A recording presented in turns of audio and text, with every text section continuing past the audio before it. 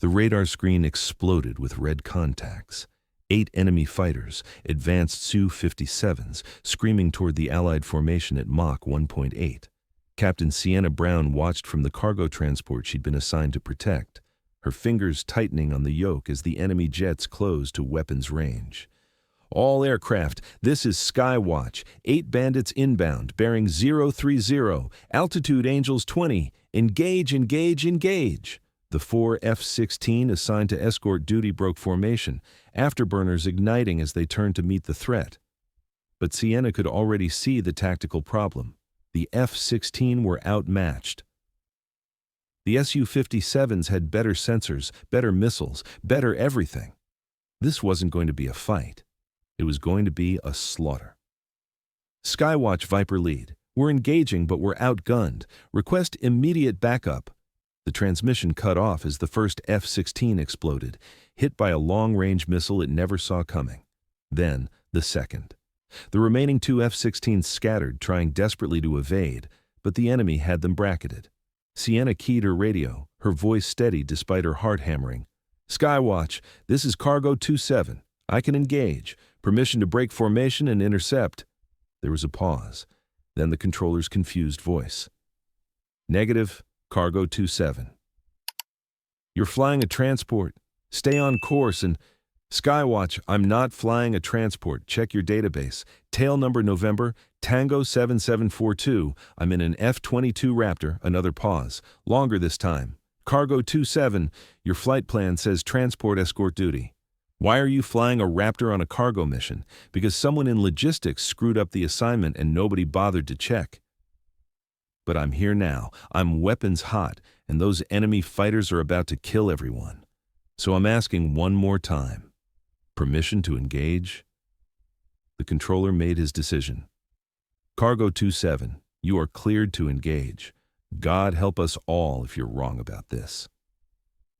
Sienna wasn't wrong. What she also wasn't telling them was that she'd logged more hours in the F-22 than any pilot in the squadron, that she'd been training for air superiority missions since she was 23, that she'd been reassigned to transport escort because certain people in command thought women shouldn't fly fighters, regardless of their qualifications. She pulled the yoke hard, the F-22 responding instantly as she broke from the transport formation and accelerated toward the enemy jets. The Raptor's engines screamed as she went to full military power, the aircraft leaping forward with acceleration that pinned her back in her seat. What happened in the next 15 minutes would prove that some pilots were only cargo duty, because nobody had bothered to check who was really in the cockpit. But before we show you how she eliminated 8 enemy fighters in the most one-sided air battle since the Gulf War, drop a comment telling us where you're watching from and smash that subscribe button, because this story proves that capability matters more than anyone's assumptions. Now let's get into it. The third F-16 exploded as Sienna closed to weapons range. The pilot ejected.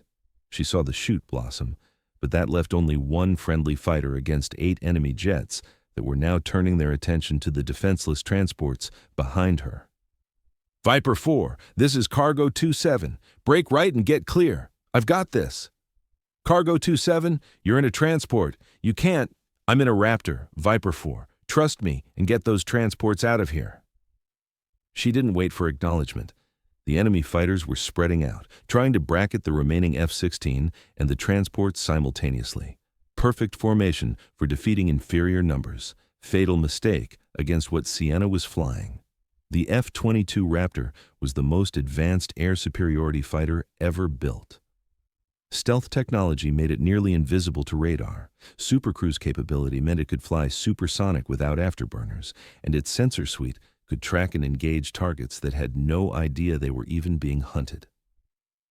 Sienna had trained on this aircraft for 3 years before some general who didn't believe women belonged in fighters had her reassigned to support duties. But they'd let her keep flying the Raptor for cargo escort because nobody thought cargo missions would ever see combat. They'd been wrong. She selected Fox 3, active radar missile, and designated the lead enemy fighter. Her targeting computer painted him perfectly, even though he had no idea she was there. The Su-57 was stealthy, But the F-22 was stealthier. He wouldn't know she existed until her missile arrived. She fired. The AIM-120 AMRAAM dropped from her internal bay, motor igniting, accelerating to Mach 4 as it tracked toward the enemy fighter impact in 4 seconds. 3, 2. The enemy jet exploded, shrapnel spreading across the sky. The other 7 fighters immediately broke formation, searching for the threat they couldn't see on radar. "Where did that come from?" One enemy pilot screamed over their radio frequency. Sienna's systems could monitor their communications. "I don't see anything on radar." Good fear was a weapon too. She was already maneuvering, positioning for the next shot. The enemy fighters were scanning with their radars, trying desperately to find her. But the F-22's stealth was too good. They were looking at empty sky while she had perfect tracking on all 7 remaining targets. Fox 3 again, second missile, second target. Another Su-57 disintegrated before its pilot even knew he was being engaged. Now the enemy was panicking. 2 fighters down in 20 seconds, killed by an invisible enemy.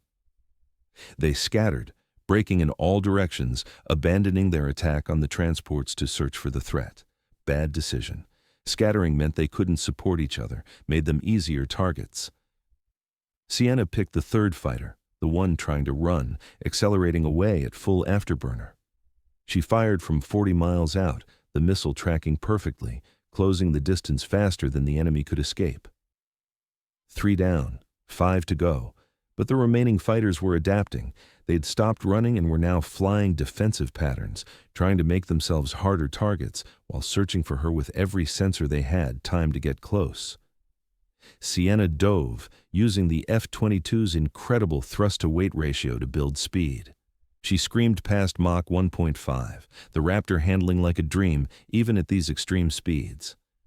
The enemy fighters were 30 miles ahead, still searching. She selected Fox 2, heat-seeking missile, and closed to 20 miles.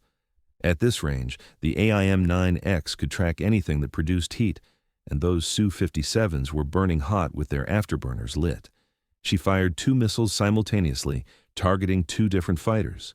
Both missiles tracked true, both found their targets within seconds. 2 more explosions lit up the sky. 5 down, 3 to go. Now the remaining enemy pilots were genuinely terrified. She could hear it in their radio chatter, the fear creeping into their voices as they realized they were being systematically hunted by something they couldn't see or fight. "This is lead. We're pulling out. Repeat, we're—" Sienna didn't let him finish. Fox 3 at close range, the missile covering 15 miles in seconds. The enemy leader's fighter exploded just as he started his turn away. 2 left. The remaining Su-57s broke hard, one going high, one going low. Smart tactics, split her attention, force her to choose. But the F-22's sensor suite could track them both simultaneously, and she had enough missiles for both. She went after the high one first. He was trying to climb above her, use altitude advantage, but the Raptor could outclimb anything flying.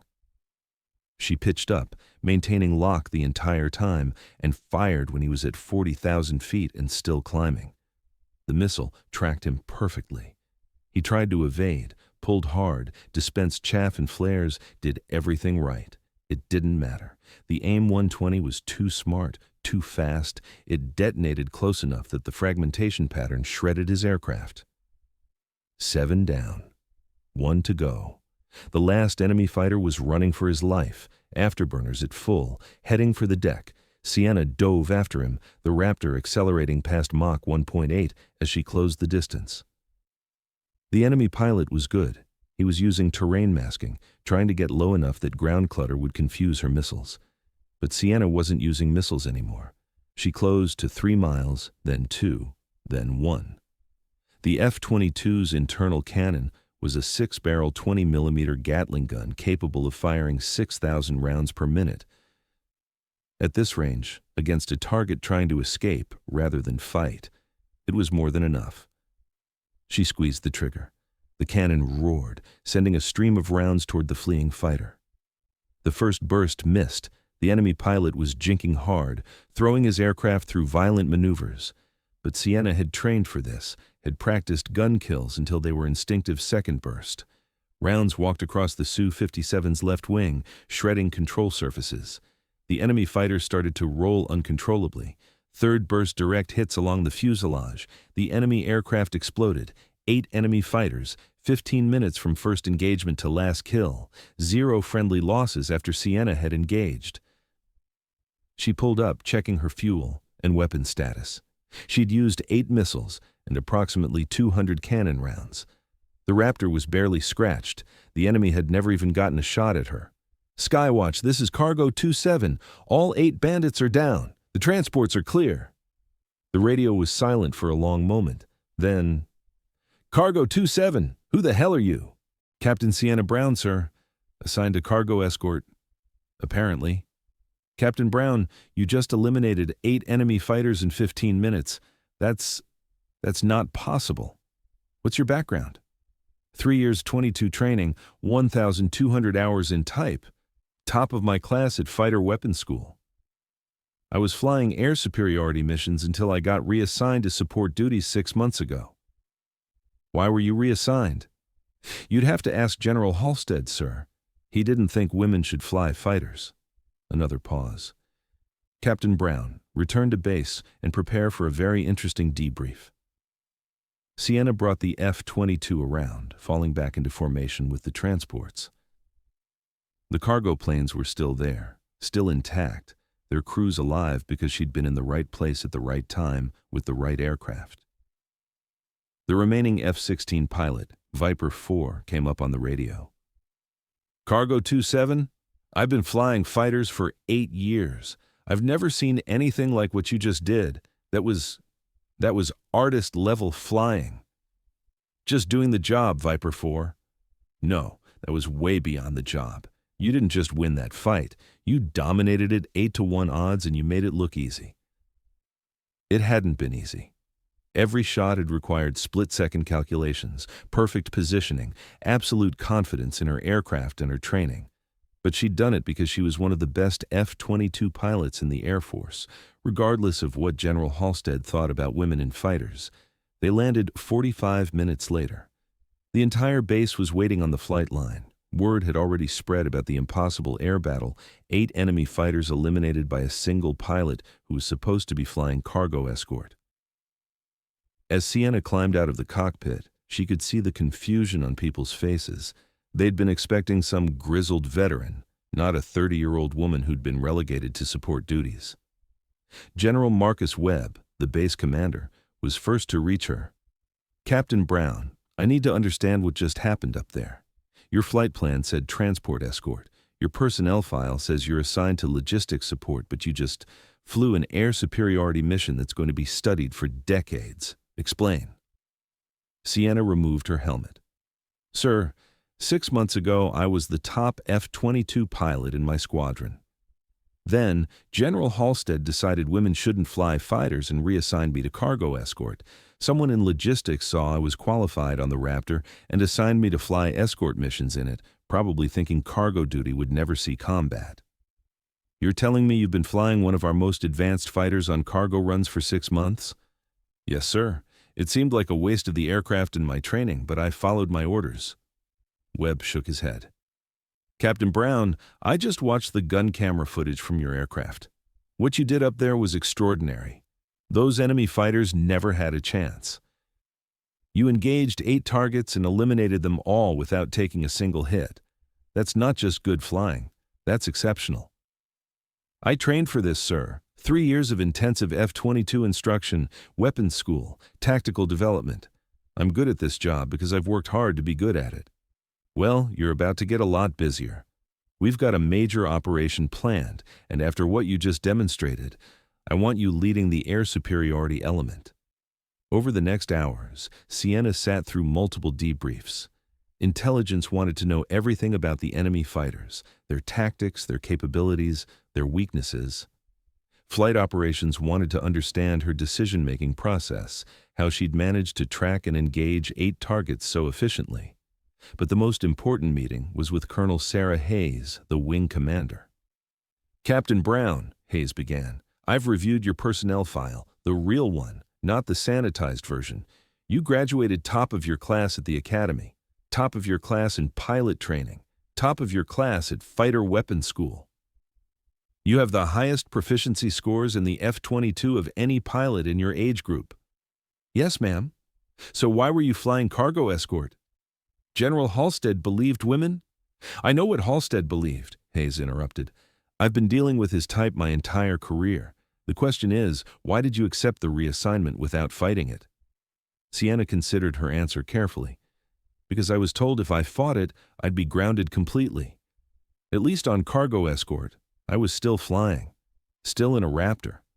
I thought maybe I'd get a chance to prove myself eventually. Well, you got that chance.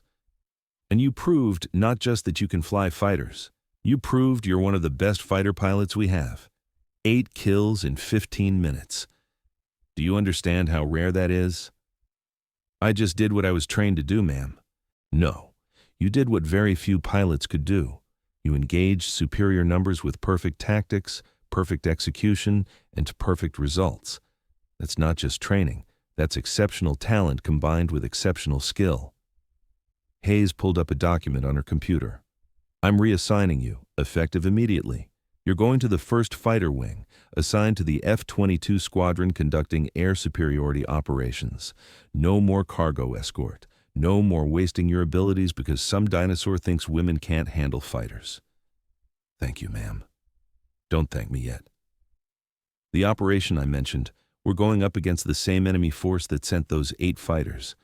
Intelligence says they have over 50 advanced fighters in the area.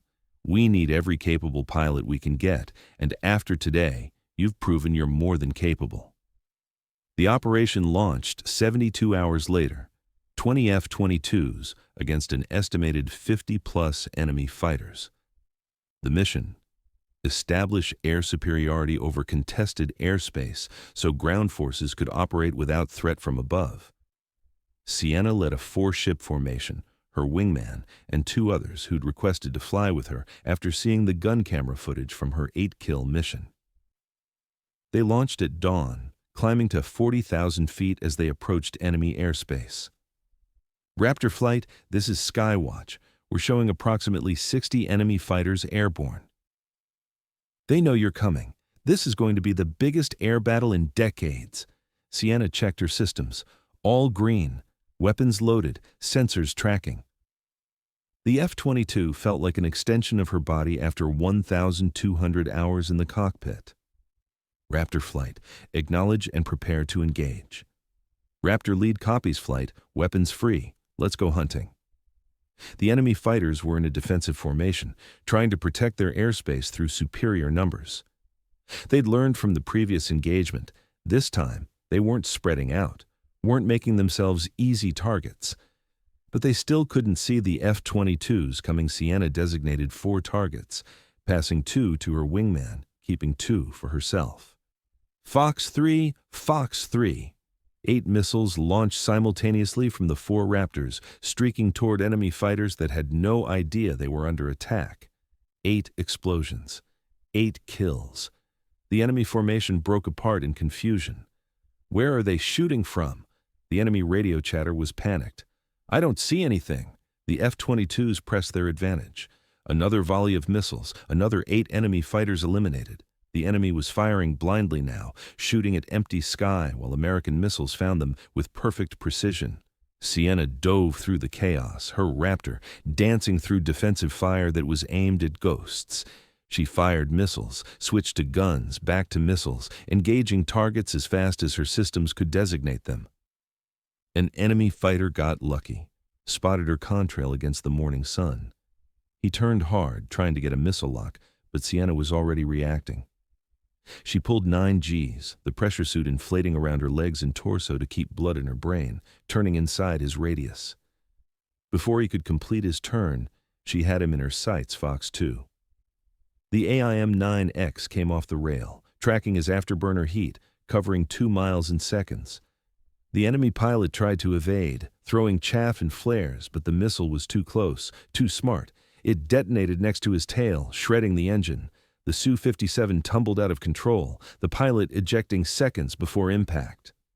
Raptor lead, you've got 3 bandits on your 6, her wingman called. Sienna checked her displays. 3 enemy fighters had coordinated an attack, trying to bracket her from behind. They were firing missiles. She could see the smoke trails on her threat display. She yanked the stick hard left, then immediately reversed right, breaking the geometry of their attack. The missiles overshot, their seekers confused by her violent maneuvering, but the enemy fighters were still there, still dangerous. "Raptor 2, engage those 3 on lead's tail," she ordered, keeping her voice calm despite pulling sustained 8G turns. "Engaging!" Her wingman rolled inverted and dove, coming down on the enemy fighters from above. 2 quick missile shots, 2 kills. The third enemy pilot saw his partners die and tried to run. Bad decision. Sienna rolled level, spotted him accelerating away, and gave chase. The F-22 had better acceleration, better everything.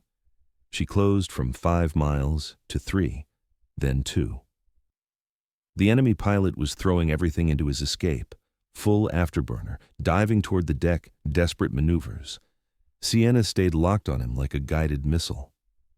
When she got to 1 mile, she switched to guns. The targeting computer gave her a firing solution. She squeezed the trigger. The 20mm cannon roared, spitting 100 rounds per second at the fleeing fighter. The first burst bracketed him. The second burst walked across his wing root. The third burst found center fuselage. The Su-57 exploded in a brilliant fireball.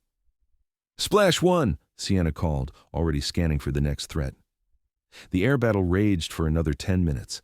Enemy fighters kept trying to close, kept trying to overwhelm the American formation through sheer numbers, but the F-22s were too fast, too stealthy, too well flown.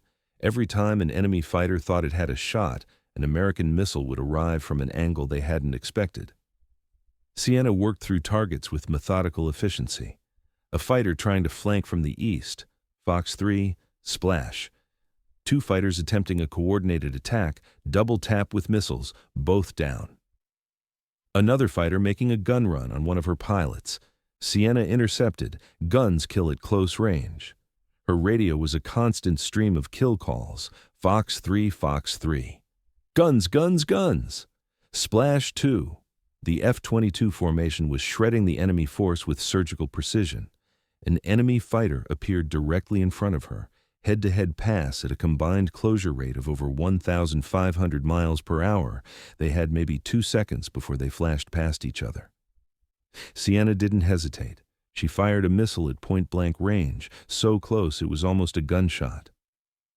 The AIM-9X leaped off the rail, covered the 100 meters between them in a fraction of a second, and detonated.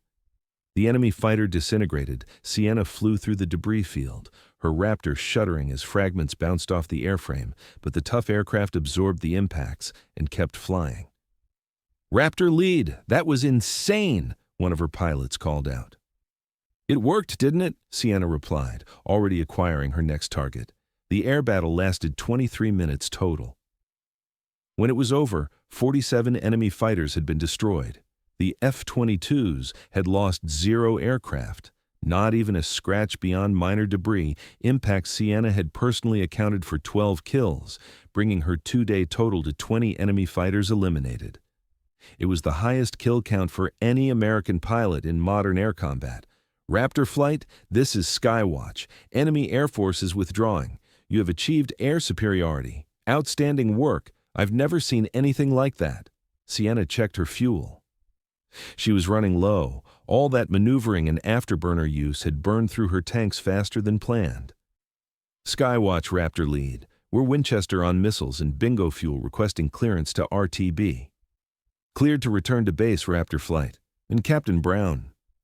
That was the most impressive display of air combat I've ever witnessed. 20 kills in 2 days. You just made history. Back at base, the celebration was tempered by the enormity of what had just happened. They'd just won the most one-sided air battle in history, destroyed an enemy air force that had been considered a peer threat. General Webb pulled Sienna aside. "Captain Brown, I've received a call from the Pentagon. They want to know who the pilot is that got 20 kills in 2 days. When I told them you'd been flying cargo escort until this week, there was a very long silence." "I can imagine, sir. General Halstead has been relieved of command. Apparently, Reassigning our best pilots to cargo duty because of personal biases is considered conduct unbecoming. You'll be pleased to know that every female pilot he reassigned is being reviewed for reinstatement to their proper positions. That's good to hear, sir. There's more. You're being promoted to major and assigned as an instructor at Fighter Weapons School. They want you teaching the next generation of fighter pilots. Sienna thought about that. Sir, with respect, I'd rather stay operational. I'm good at this job. I want to keep doing it. Webb smiled. I was hoping you'd say that. How about this? You stay with the operational squadron, but you also develop new tactics and training based on what you've learned. We need to understand how you're achieving these results so we can teach others. That I can do, sir. Over the following months, Sienna flew dozens more missions, continued to refine air combat tactics, and trained other pilots in the art of air superiority. Her methods became doctrine: patient positioning, perfect sensor employment, aggressive execution when the opportunity presented. The media eventually got hold of the story, not the classified details, but enough to understand that something extraordinary had happened. A pilot who'd been relegated to cargo escort had emerged as the top-scoring fighter ace in modern combat. 20 confirmed kills, 2 major air battles won decisively, 0 friendly losses under her command. Fighter pilot recruitment saw an immediate surge, particularly among women who'd been told they couldn't handle the job. Sienna became living proof that capability mattered more than outdated prejudices, that excellence had no gender requirements. She gave one interview, carefully cleared through military public affairs. The reporter asked the obvious question. Major Brown, how does it feel to be the highest-scoring fighter ace in modern American military history? Sienna thought carefully about her answer. It feels like validation. For years I was told I couldn't do this job, that women didn't belong in fighters, that I was only qualified because of diversity requirements, not actual skill. 20 enemy fighters proved those assumptions wrong, but more importantly, they proved that we can't afford to waste talent based on prejudice. There are probably dozens of pilots, male and female, who've been sidelined because someone decided they didn't fit the traditional fighter pilot mold that needs to change. What would you say to young women who want to be fighter pilots? I'd say train harder than anyone else, fly better than anyone else, and never let anyone tell you that you don't belong somewhere based on anything other than your actual capabilities. And I'd tell them that the biggest battles aren't always the ones you fight in the air. Sometimes they're the ones you fight just to get the chance to prove yourself. The interview went viral. Within weeks, applications to military flight training programs had increased by 40%, with female applications up by over 300%, the Sienna Brown effect, they called it. But Sienna herself stayed focused on the job. She continued flying combat missions, continued training new pilots, continued pushing the boundaries of what F-22s could accomplish in air superiority roles. She developed new tactics for engaging superior numbers, using the F-22's stealth and sensors to create situations where the enemy never knew they were in a fight until it was over. She trained pilots in patience, in understanding that the best fights were the ones your enemy never saw coming. Her squadron became the elite pilots requested transfers just to fly under her command, to learn from someone who'd proven that perfect execution, combined with innovative thinking, could overcome any numerical disadvantage. During one particularly intense training mission, she took 4 students up against 12 aggressors, simulating the kind of numerical disadvantage she'd faced in real combat. She taught them how to use stealth to their advantage, how to create confusion in the enemy formation,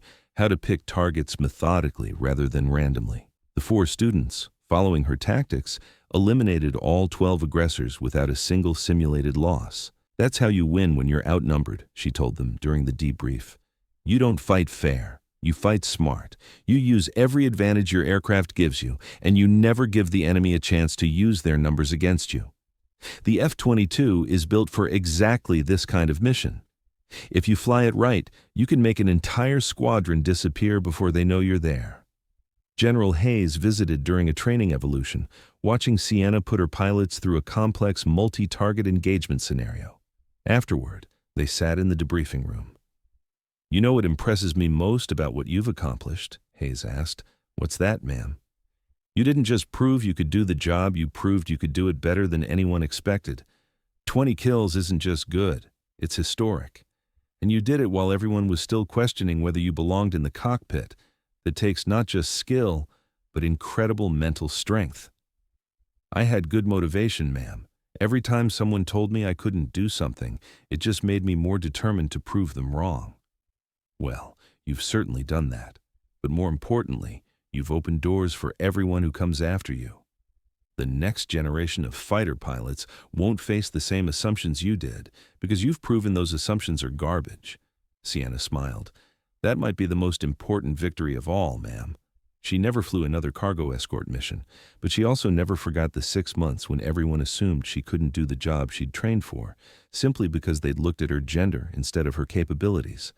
20 enemy fighters eliminated, 2 major air battles won, 0 losses under her leadership, dozens of pilots trained in tactics that would keep them alive and victorious in future conflicts. They hadn't known she flew F-22 Raptors. They'd assumed cargo escort meant she couldn't handle real combat. They'd been spectacularly, decisively wrong. Major Sienna Brown proved that capability mattered more than assumptions, that skill transcended prejudice, that the most dangerous pilot in the sky was sometimes the one everyone had underestimated. 8 enemy jets in 15 minutes. Then 12 more in the biggest air battle in decades. Then years of operational excellence that rewrote the book on air superiority tactics. The enemy learned to fear the American fighters that appeared from nowhere. Command learned to never waste talent based on bias. And an entire generation of aspiring pilots learned that excellence had no gender, only dedication, training, and the courage to prove yourself when everyone said you couldn't.